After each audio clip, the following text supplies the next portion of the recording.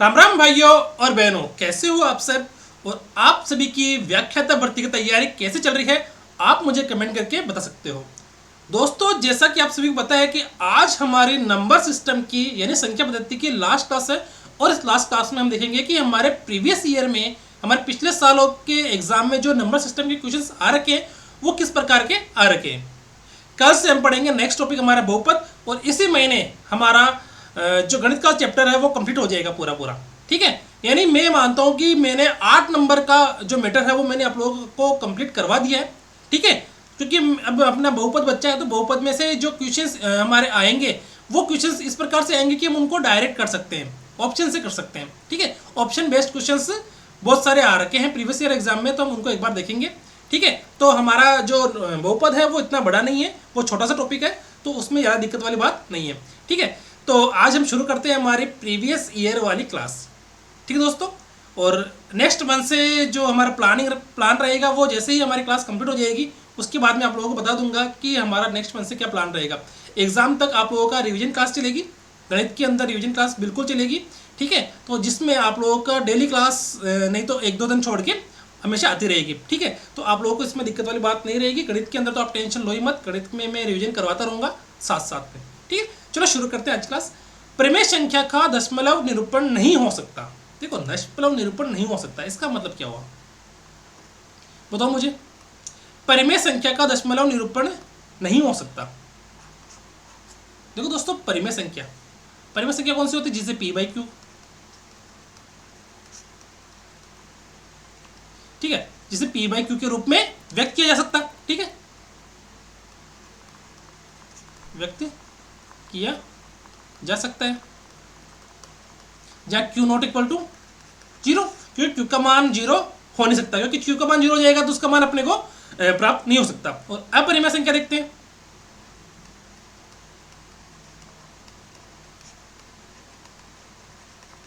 अपरिमेय संख्या कौन सी होती है? जिसे p/q के रूप में व्यक्त नहीं किया जा सकता।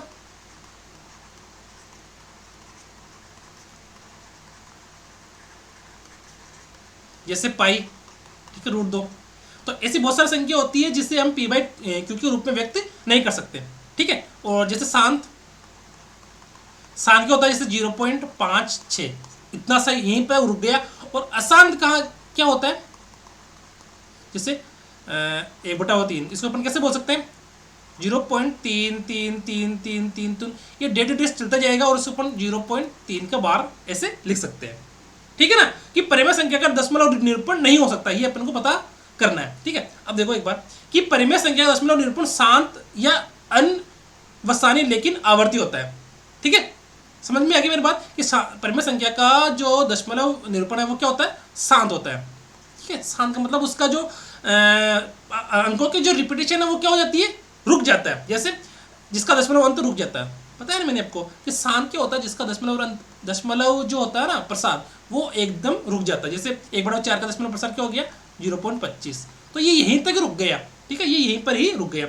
और अनवसानी लेकिन आवर्ती है। अनवसानी का मतलब बोलते हैं नॉन टर्मिनेटिंग बट रिपीटेशन, है ना, जिसका रिपीटिंग है ना। ठीक है, नॉन टर्मिनेटिंग है बट रिपीटिंग, जिसका दशमलव प्रसार समाप्त नहीं होता है।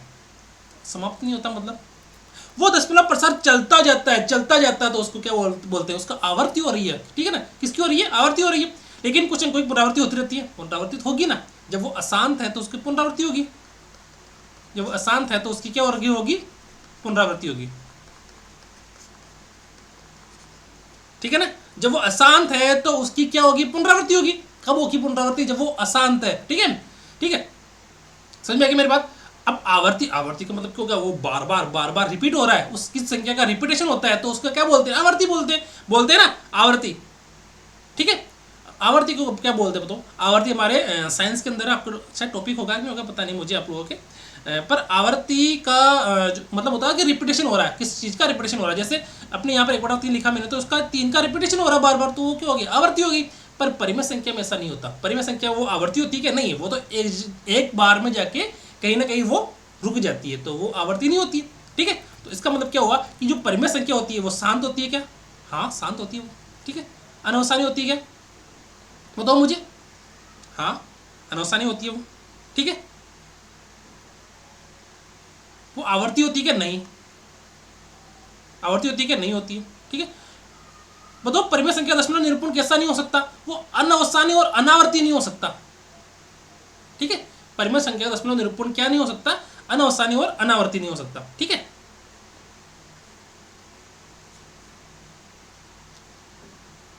समझ में आ गई मेरी बात? क्योंकि अनावर्ती किसका गुण है? क्योंकि ये एक अपरिमेय संख्या का गुण है जिसे पाई या रूट दो, ठीक है।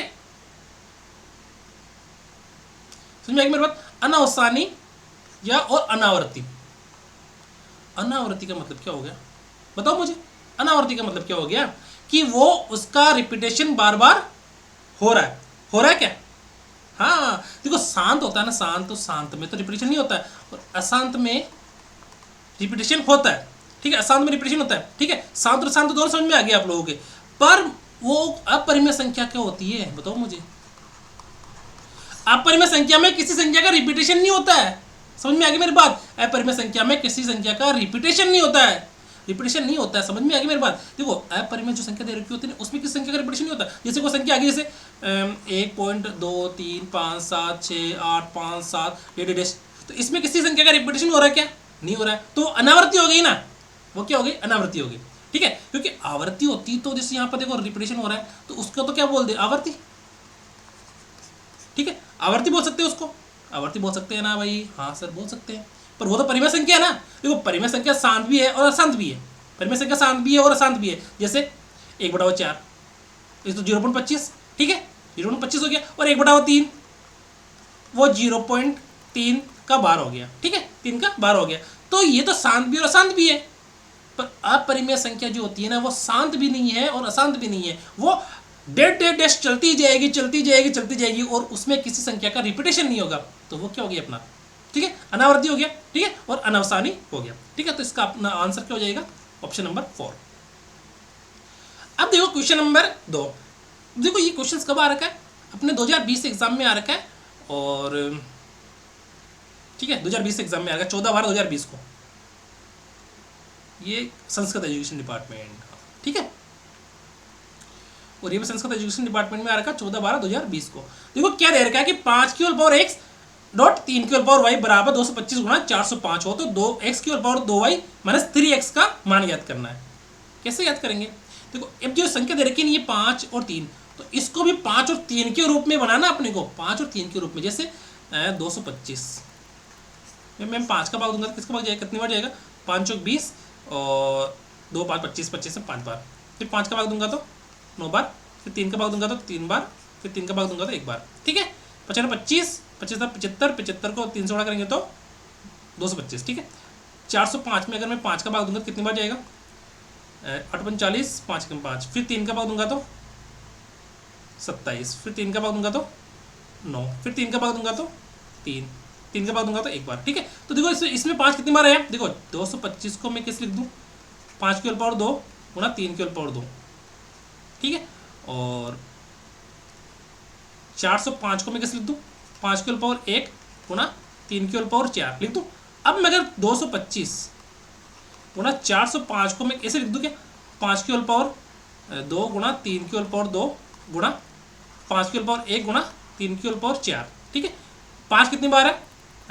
2 और 3, 2 और 1, 3 बार हो गया ना 5, ठीक है। 5 कितनी बार हो गया? 3 बार। तो 5 की होल पावर 3 गुणा 3 कितनी बार है? 2 और 4 6, 3 की होल पावर 6 लिख सकता हूँ ना? मैं ऐसे लिख सकता हूँ ना? यस। अब देखो 5 की होल पावर एक्स डॉट 3 की होल पावर वाई बराबर 5 की होल पावर 3 डॉट 3 की होल पावर 6। समझ में आ गई मेरी बात? अरे समझ में आई या नहीं आई मुझे बताओ पहले तो। समझ में आई है या नहीं आई आपको? मुझे बताओ ये बात समझ में। देखो अब दोनों को देखो तुलना करो, 5 की होल पावर एक्स और डॉट 3 की होल पावर वाई किसके बराबर? 5 की होल पावर 3 डॉट 3 की होल पावर 6 के। तो यहाँ से अपना x का मान कितना आया? 3, और y का मान कितना आया? 6, ठीक है। तो तुलना करने पर अपना x का मान कितना आया? 3, और y का मान कितना है? 6, ठीक है। तो अपने को मान किससे याद करना? x की पावर 2y माइनस x की पावर 2y माइनस 3x, और x का मान अपना कितना है 3 और y का मान कितना 6। ठीक है, तो x का मान कितना 3 है ना, 3 के ऊपर 3 और 2 को किससे गुणा करेंगे अपन 6 से, माइनस 3 को किससे गुणा करेंगे 3 से। ठीक है, तो 3 के ऊपर कितना है 6 दूनी 12 माइनस 3 3 9, 3 के ऊपर 3 9 27।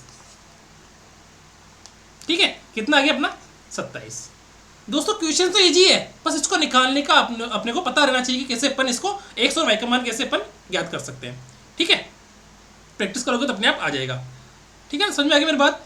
तो अपना यहाँ से तुलना करके अपन ने निकाल लिया था, यहाँ से तो अपन ने तुलना करके यहाँ से तो अपन ने निकाल लिया था।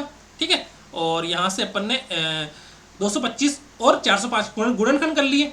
ठीक है, अपन यहाँ पे 225 और 405 के यहाँ पर अपन ने गुणनखंड कर लिया है। तो गुणनखंड करने के बाद अपने पास जो रूप आया, किस रूप में आ जाएगा अपने पास 5 के ऊपर x और 3 के ऊपर y के रूप में अपने को इसको बनाना है। बना के अपन ने इसको तुलना कर ली। तुलना करने पर अपने पास x का मान 3 और y का मान 6 आ गया, और y का मान 6 और x का मान 3 आने बाद अपन इसमें रख देंगे इसको। ठीक है, तो x का मान तो 3 की जगह 3 और 2 की जगह 2, y की जगह 6 माइनस 3 की जगह 3, x की जगह 3। ठीक है, तो 6 दूनी 12 और 3 तरीका 9, तो 12 में से 3 9 गया तो 3, तो 3 के ऊपर 3 का मान कितना होता है 27। ठीक है, तो अपना आंसर कितना आ गया 27।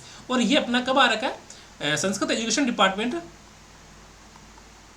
ठीक है, संस्कृत एजुकेशन डिपार्टमेंट 2020 14/12/2020 को इसका एग्जाम हुआ था, यानी 14 दिसंबर 2020 को इसका एग्जाम हुआ था। यदि n एक प्राकृत संख्या है तो n की नौ के ऊपर 2n माइनस 4 के ऊपर 2n हमेशा किससे विभाजित होगी, मतलब किसका भाग जाएगा इसके अंदर। देखो n एक प्राकृत संख्या, तो प्राकृत संख्या क्या होती है, प्राकृत संख्या होती है 1 2 3 4 5, ये होती है ना। मतलब अब अपने को इसके अंदर देखो n बराबर 1 n बराबर 2 रखो, ऐसे रखो है ना, हमें एक बार रख के देखते हैं। पर 9 के ऊपर 2 के ऊपर 1 2 1 माइनस 4 2 1 कितना आया 81। देखना एक बार, अगर अपन 1 रखेंगे सबसे पहले तो 1 रखना है ना, 81 और माइनस 4 चौक 16 कितना आया 65 आ गया ना। तो 65 में 5 का भाग जाता है क्या, हाँ सर। 13 का जाता है क्या, हाँ सर। 19 का जाता है किसमें, 19 का तो जा ही नहीं रहा है। इसका मतलब क्या हुआ, इसका मतलब क्या हुआ कि ये किससे विभाजित होगी बताओ, 5 और 13 से। 5 का जा रहा है क्या 65 में भाग, हाँ सर 5 का 65 में भाग जाता है कितनी बार 13 बार, और 65 में 13 का भाग जाता है कितनी बार 5 बार। तो मतलब जो 9n अपना जो है 9 के ऊपर 2n माइनस 4 के ऊपर 2n किससे विभाजित होगी, ये 5 से भी विभाजित होगी और 13 से भी विभाजित होगी।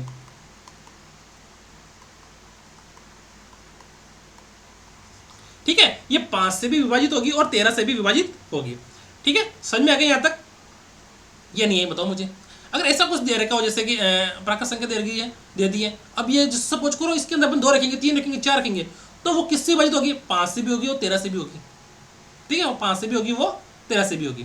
ठीक है, आगे देखते हैं। 19 से तो नहीं हो रही है यहाँ पे, देखो ये लागू हर बार होता है। अगर n का मान 1 रखने पर अगर वो 19 से विभाजित होगी ना, तो बाद में भी विभाजित होगी 19 से। पर वो बताओ यहाँ पर 19 से विभाजित हो रही है कि यहाँ पर ये 19 से कम 19 19 38 19 57 19 76, तो 57 और 76 बीच में 65 आता है। तो 65 का में तो 19 का भाग जा ही नहीं रहा है, तो इसका मतलब क्या हुआ कि हमारा भाग सिर्फ और सिर्फ 5 और 13 का ही इसमें जा रहा है। अब अगर देखो ये सिद्धांत n बराबर 1 के लिए है ना, तो n बराबर है ना, तो सभी मानों के लिए ये सिद्धांत लागू होगा। ठीक है, n बराबर आप 2 रखोगे 3 रखोगे 4 रखोगे 5 रखोगे कुछ भी रखोगे ना, तो वो संख्या हमेशा 5 और 13 से तो विभाजित होगी। ठीक है, यहाँ तक समझ में आ गई मेरी बात। ठीक है, चलो आगे देखते हैं। गैर शांत गैन पुनरावृत वाले दशमलव को वर्गीकृत किया जा सकता है। ठीक है, इसको अपन क्या अपरिमेय संख्या से वर्गीकृत कर सकते हैं। ठीक है, गैर शांत, देखो गैर शांत, देखो अपरिमेय संख्या शांत होती है क्या, नहीं, अपरिमेय संख्या शांत नहीं होती है।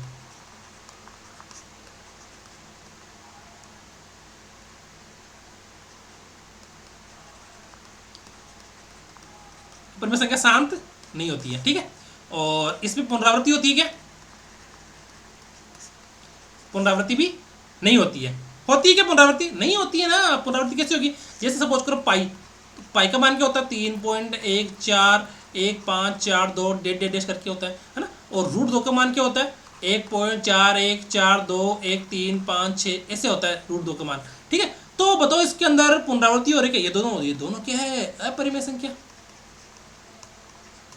ये दोनों क्या है, अपरिमेय संख्या। और पाई का मान क्या है, 3.141542, तो डेट टेस्ट करके जा रहा है ना। तो ये शांत है क्या, नहीं है। तो मतलब ये क्या हो सकता है, गैर शांत है ये क्या है, गैर शांत है। ठीक है, पुनरावृत्ति हो रही है क्या, नहीं हो रही, तो इसको क्या बोल सकते हैं अपन, गैर पुनरावृत्त। ठीक है, इसे अपन क्या बोल सकते हैं, गैर पुनरावृत्त। तो इसका मतलब क्या हुआ कि अपना जो आंसर हो गया वो क्या आ गया इसके अंदर, कि गैर शांत तो गैर पुनरावृत्त वाले दशमलव को वर्गीकृत किया जा सकता है किसमें, अपरिमेय संख्याओं में।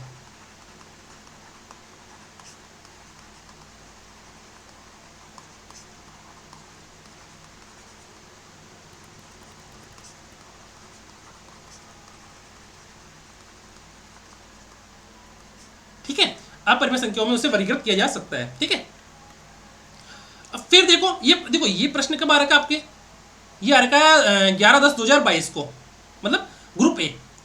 ग्रुप कौन सा है इसके अंदर, ग्रुप ए। और 11 तारीख 10वां महीना यानी 11 अक्टूबर को, ये मतलब शायद मेरे हिसाब से आप लोगों का जो 2022 में फर्स्ट ग्रेड का एग्जाम हुआ था वो 11 तारीख से स्टार्ट हुआ था, है ना। तो 11/10/2022 को हुआ था ग्रुप ए के अंदर। ठीक है, अब वो देखो 3x 3^2x-10 गुणा 81^2x-3 बराबर 1/9 हो, तो x का मान ज्ञात कीजिए। किसका मान ज्ञात करना है अपने को, x का मान ज्ञात करना है। तो बताओ इसके अंदर करो भाई, देखो क्या दे रखा है, 3^2x-10 गुणा 81^2x-3।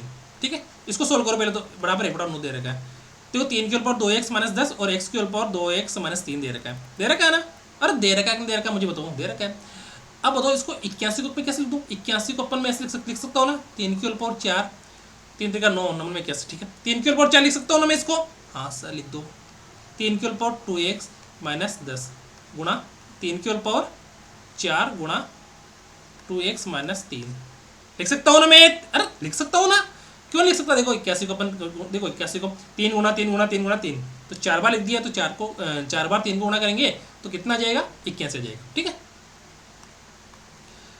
3^2x-10 गुणा 3^4 दूनी 8x-4×3 12 बराबर 1/9। 1/9। ठीक है, 1/9 आ गया। देखो आधार समान है तो घातें जुड़ जाएगी, आधार समान तो घातें जुड़ जाएगी।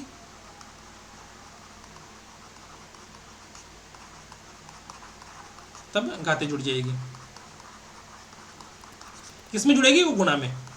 ठीक है, देखो कितनी 3^2x-10 और यहाँ पे 3^8x-12 है, तो बताओ 2x और 8x, 3^2x-10 प्लस 8x-12 बराबर 1/9। ठीक है, कितनी होगी, 2 और 8 10, 3^10x-22 बराबर 1/9। ठीक है, मैं आगे अगले वाले पेज पे करता हूँ उसको। 3^10x-22 बराबर 1/9। ठीक है, अब जैसे 1/9 को मैं ऐसे लिख दूँ क्या, 1/3 का स्क्वायर। अरे लिख सकता हूँ ना मैं इसको, लिख सकता हूँ नहीं लिख सकता हूँ, बताओ मुझे। अगर ये ऊपर जाएगा, ये सॉरी इसको स्क्वायर करना है ना, क्यूब कैसे कर दिया। अगर ये ऊपर जाएगा अंश के अंदर तो कैसे आ जाएगा, 3^2 -2 लिख सकते हैं ना। जब ये हर के अंदर है, ये 9 हर के अंदर है, तो अंश में जाएगा तो क्या हो जाएगा, माइनस में हो जाएगा। ठीक है, तो इसको अपन कैसे लिख सकते हैं, 3^10x-22 बराबर 3^2। ठीक है, देखो आधार समान है। ठीक है, आधार समान है तो घातें भी समान होगी। ठीक है, आधार समान है तब घातें भी क्या होगी, समान होगी। तो 10x-22 बराबर -2। क्या करो, पक्षांतरण करो। ठीक है, तो 10x बराबर 20, तो x बराबर कितना आ गया, 2। Very simple. ठीक है, तो x बराबर कितना आ गया अपने यहाँ पर, 2। ठीक है दोस्तों, और ये अपना कब आ रखा है, ग्रुप बी के अंदर आ रखा है 15/10/2022। तो ग्रुप के अंदर हुआ था एग्जाम, तो 15/10/2022 को दूसरे ग्रुप को हो गया, ग्रुप बी का, और ग्रुप ए का 11 तारीख को हुआ था। ठीक है, तो समझ में आ गई मेरी बात यहाँ तक। और नहीं समझ में आए ना तो क्या करना, आप लोगों को कमेंट करना कि सर माना समझ में नहीं आया, तो मैं बता दूंगा। ठीक है, और वैसे भी आप लोगों को पता है कि अपना 3 चैप्टर कंप्लीट हो चुके हैं, अब एक चैप्टर और बचा है जो मैं उसे आसानी से करवा दूंगा। दोस्तों वैसे क्लासेस तो बहुत ज़्यादा हो गई, पर देखो मैंने देखो पूरे मन से पढ़ाया है, पूरे मन से आप लोगों को और एक एक चीज़ बताइए। और मुझे लगता है कि इतना आसानी से इतनी सारी क्लासें मैंने ले ली कि कम से कम 50-60 एक क्लासें हो गई, 60 क्लासें एक सब्जेक्ट की, वो भी 3 चैप्टर में, है ना। तो इतनी क्लासें किसी ने कोई ले पाया होगा, कोई टीचर। ठीक है, अब आपके ऊपर डिपेंड करता है कि आप कितना पढ़ते हो, कितना कैचअप करते हो इन क्लासों से। ठीक है ना। अब आपको आता है कि नहीं आता वो देखो, वो तो मुझे कैसे पता लगेगा, आप क्लास देखोगे तो आएगा ना। ठीक है, अब देखो छठा क्वेश्चन है ना, देखते हैं इसको, है ना। देखो ये क्वेश्चन कब आ रखा, लेक्चर एग्जाम 2022 के अंदर आ रखा, ग्रुप सी के अंदर, है ना। ये ग्रुप सी के अंदर है, जो 17/10/2022 को इसका एग्जाम हुआ था। ठीक है, अब देखो ये भी क्वेश्चन वैसा ही है कि 27 की whole power x minus y बराबर 243 और 7 की whole power x plus y बराबर 2401। ठीक है ना, 2401। देखो अब इसके अंदर 27 की whole power x minus y है। अच्छा, 27 की whole power x minus y है कि यहाँ पे, तो इसको अपन कैसे करेंगे आप लोग मुझे बताओ। 27 की whole power x minus y को अपन कैसे लिख सकते हैं? देखो 27 को मैं कैसे लिख दूँ, 27 को मैं ऐसे लिख दूँ क्या, 3 की होल पावर 3, अरे लिख दूँ क्या, 3 की होल पावर 3, हाँ लिख दो। और 243 को मैं कैसे लिख दूँ, 3 की होल पावर 5, लिख दूँ क्या, लिख दो सर, और क्या जा रहा है अपने के लिखने में, क्या जा रहा है, 3 की whole power 3 x minus y. ठीक है, अरे वाई से लिख दो बराबर 3 की होल पावर 5। सही बात है ना, हाँ सर। 3 की whole power 3x minus 3y बराबर 3 की होल पावर 5। ठीक है, बताओ मुझे 2401 को कैसे लिख देंगे।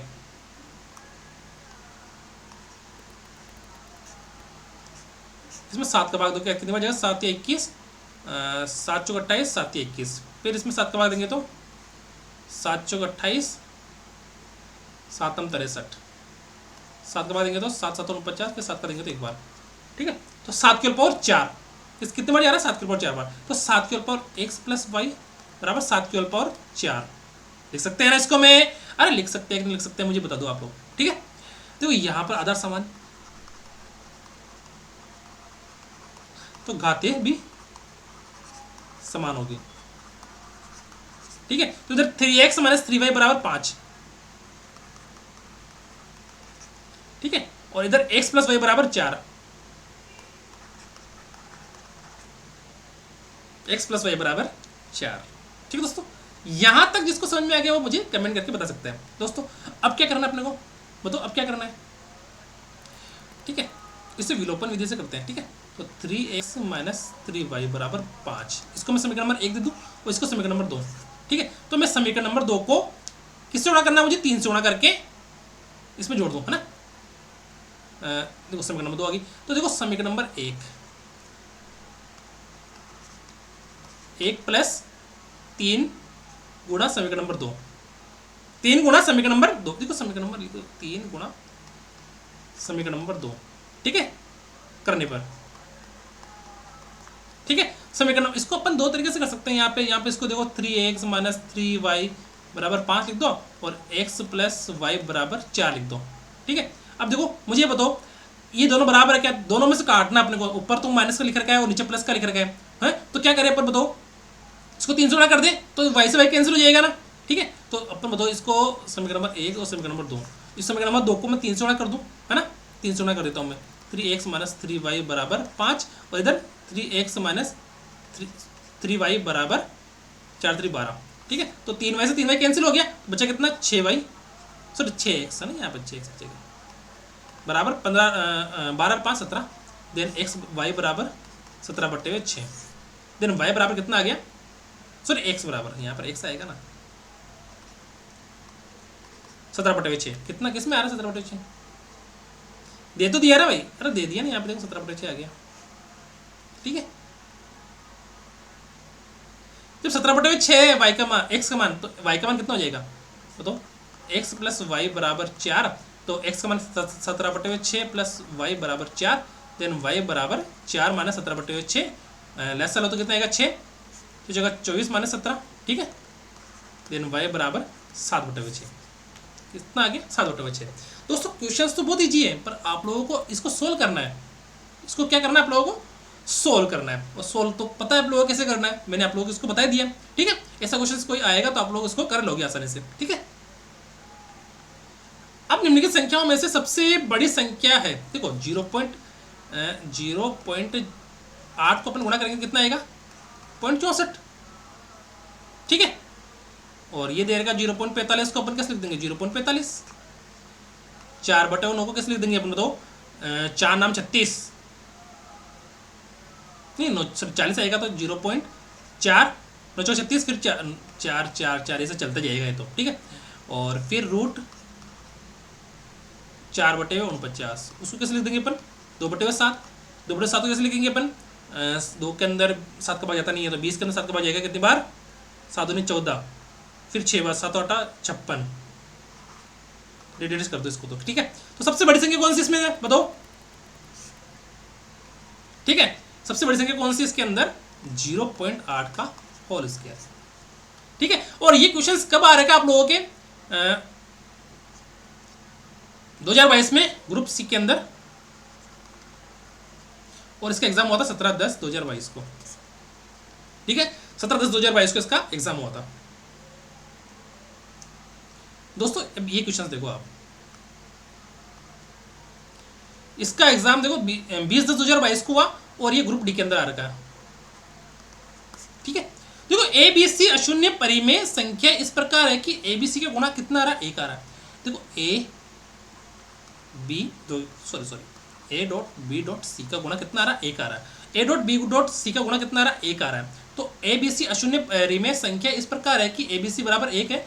तो अपन को ज्ञात क्या करना है, देखो 1/1 प्लस ए प्लस बी का inverse plus 1 plus C plus A का inverse plus 1 plus B plus C का इनवर्स, ये ज्ञात करना है। इसको अपन और सरल तरीके से लिखेंगे तो क्या आएगा, 1 plus A plus 1/b plus 1 plus C plus 1/a plus 1 plus B plus 1/c।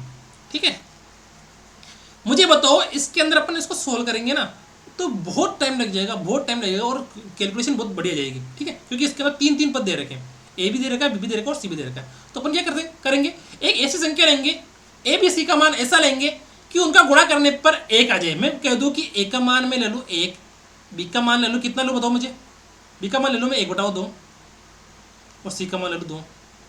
ठीक है, ए का मान ले लूँ मैं 1, बी का मान ले लूँ 1/2, सी का मान ले लूँ 2, कितना है देखो, ए का मान 1, बी का मान 1/2 गुणा सी का मान कितना ले लूँ 2, कितना आ रहा है, 2 कैंसिल 1। इसका मतलब क्या हुआ कि मैं ए का मान 1, बी का मान 1/2, सी का मान 2 रख सकता हूं। मैं यहां पर रख सकता हूं क्या, मैं रख सकता हूं क्या, यस।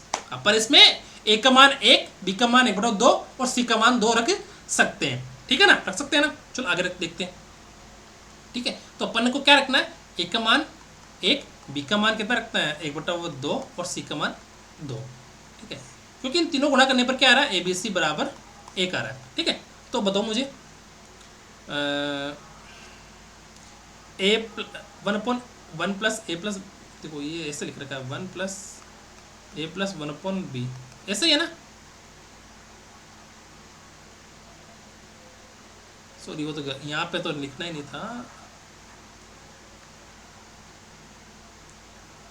हाँ, 1 plus A plus 1/b plus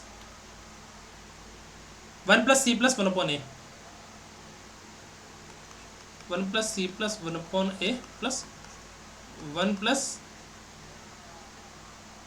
B plus 1/c।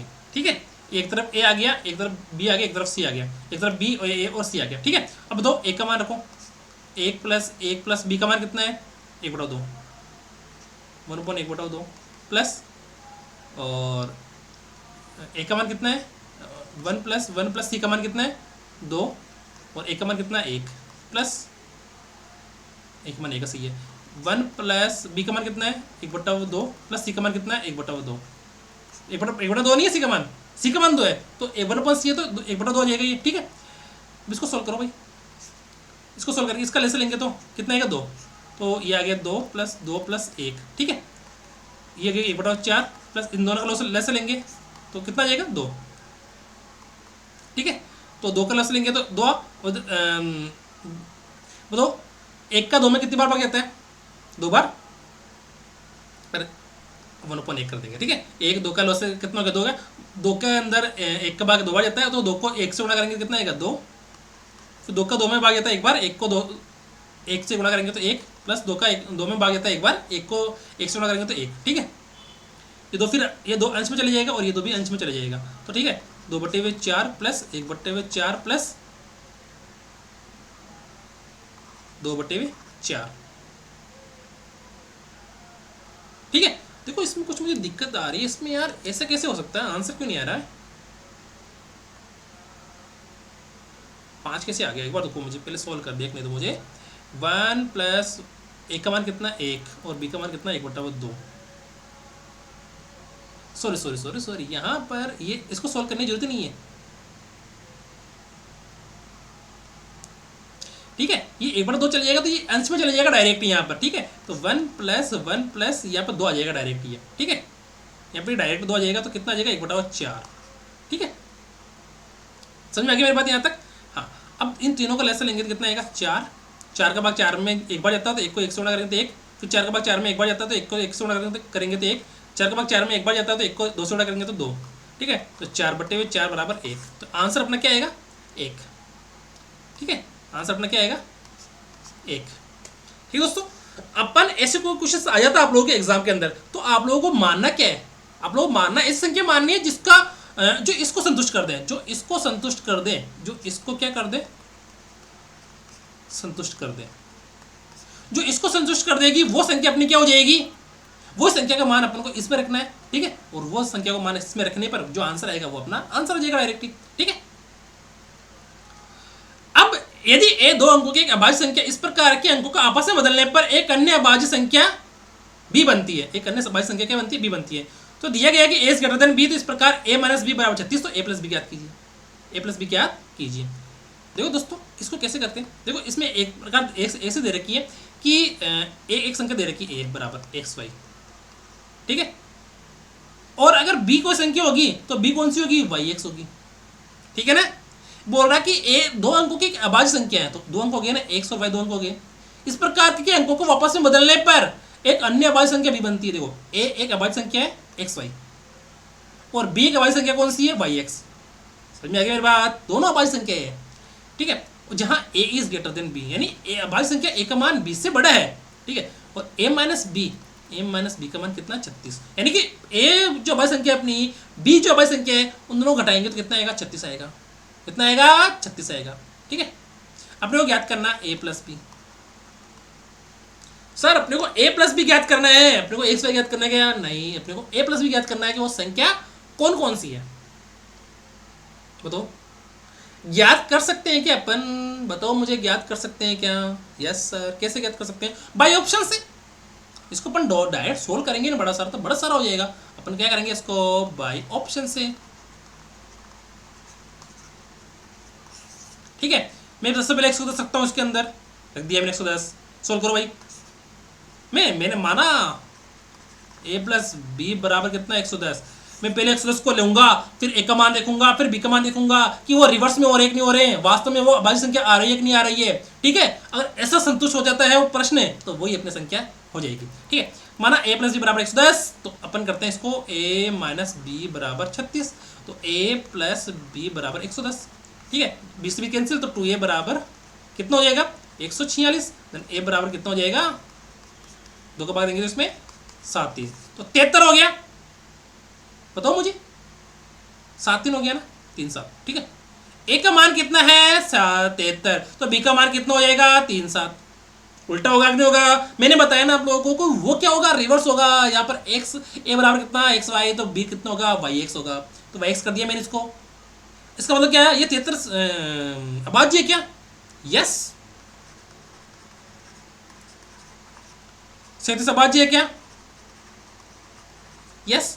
तो इसका मतलब क्या हुआ कि अपना a का मान आ गया, हाँ, b का मान आ गया, हाँ, और a प्लस बी का मान आ गया क्या? यस, a प्लस बी का मान कितना आ गया यहाँ पर? 110। क्यों? क्योंकि अपन ने उसको ऑप्शन से कर लिया। अगर ये 110 बाद में होता है तो अपन बाद में वाले करते हैं, पर ऑप्शन नंबर 1 2 3 से चलेंगे ना अपन, option number 1, option number 2, option number 3, option number 4 से। ठीक है, तो अपना आंसर कितना आ गया इसमें 110। और ये इसका ग्रुप डी के अंदर हो रखा था और 20/10/2022 को इसका एग्जाम हुआ था। ठीक है,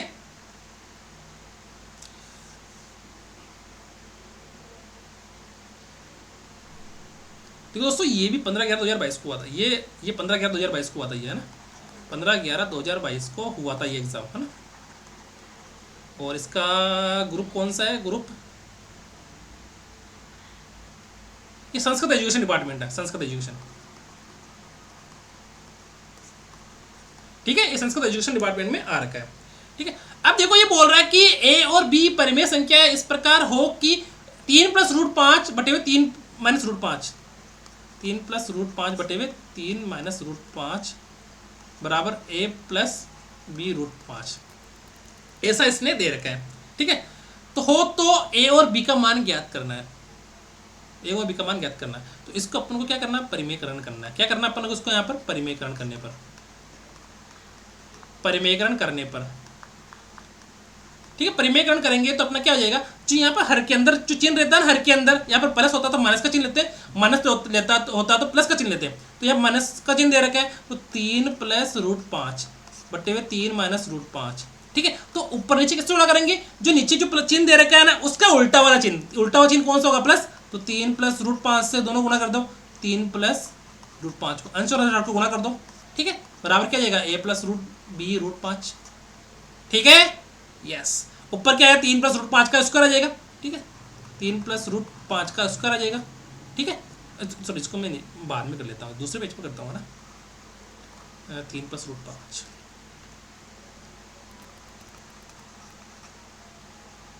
3 + √5 का होल स्क्वायर आ गया इधर, और इधर 3 - √5 और इधर 3 + √5। इधर क्या बचा? a + b √5, ये बचा ना इधर। हाँ, ठीक है। ठीक है, अब दो मुझे a + b का होल स्क्वायर क्या होता है? a² + 2ab + b², ये होता है ना। और a - b और a + b क्या होता है? a² - b², ये होता है ना। हाँ, a + b का होल स्क्वायर करो भाई, 3 का स्क्वायर प्लस √5 का होल स्क्वायर प्लस 2 कोष्टक 3 × √5। ठीक है, इधर 3 का होल स्क्वायर कितना हो जाएगा? 9। देखो 3 का स्क्वायर माइनस √5 का होल स्क्वायर, ऐसे तो आएगा ये a² - b²। ठीक है, इधर अपने क्या बचा? a + b √5। ठीक है, 3 3 का 9 + 5 + 6 √5 बटे में कितना है? 9 - 5 बराबर a + b √5। ठीक है, 9 में से 5 गया तो 4, ऊपर कितना हो जाएगा? हो जाएगा 9 + 5 14, 14 + 6 √5 बटे में 9 में से 5 गया तो 4। ठीक है, अब 4 का भाग 14 में कितने बार जाएगा? बताओ मुझे। 14 बटे में 4 + 6 √5 बटे में 4 बराबर a + b √5। ठीक है, ये कितना हो गया? 7 बटे में 2 प्लस 3 बटे में 2 √5 बराबर a + b √5। ठीक है, 7 बटे में 2, 3 बटे 2। देखो अब मुझे बताओ, इन दोनों की तुलना करो। आप क्या करो? दोनों की तुलना करो। दोनों की तुलना करने पर क्या आ रहा है? देखो दोनों की तुलना करने पर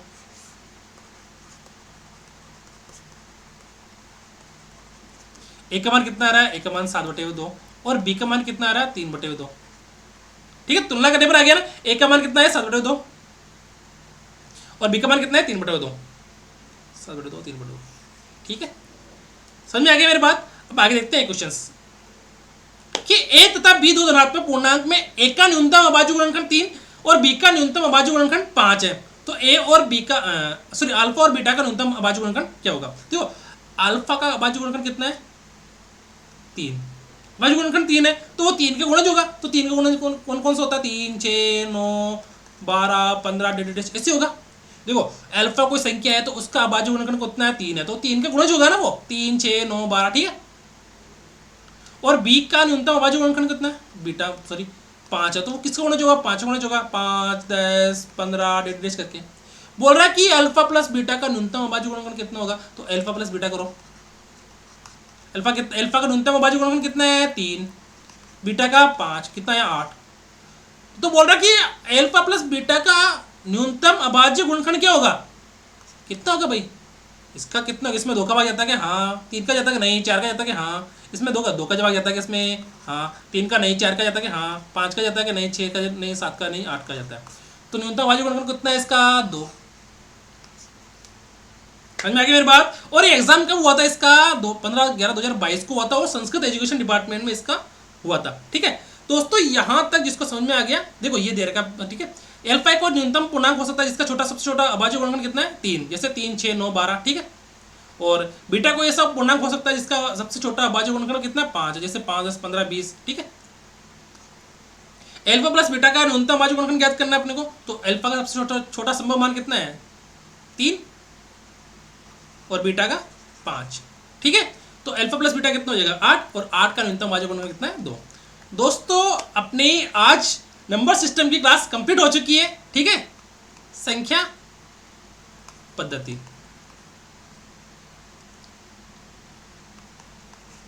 इसको अपन बोल सकते हैं नंबर सिस्टम,